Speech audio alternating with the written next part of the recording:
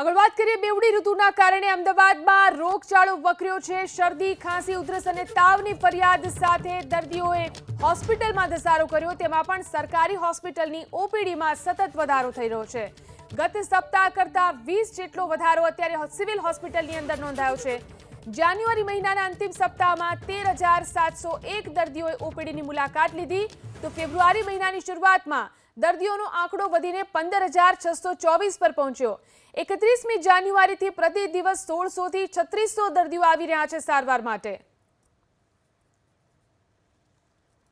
એટલે આજે લેટેસ્ટ વીકની વાત કરશું આપણે 31 થી 6 ફેબ્રુઆરી સુધી। ત્યાંના આંકડા બોલી રહ્યા છે કે 15,000થી વધારે લોકોએ ઓપીડીની સારવારનો લાભ લીધો અને એના આગળના અઠવાડિયામાં જોવા જઈએ તો 13,700 જેવા લોકોએ ઓપીડીનો લાભ લીધેલો। એટલે એમ જોઈએ તો એક વીકના આંકડાઓનું જો આપણે કમ્પેર કરીએ તો અંદાજિત 2,000 જેટલા પેશન્ટ દર્દીમાં વધારો થયો છે। અને અત્યારે આપણે સૌ જાણીએ છીએ કે આ મિક્સ ઋતુ છે।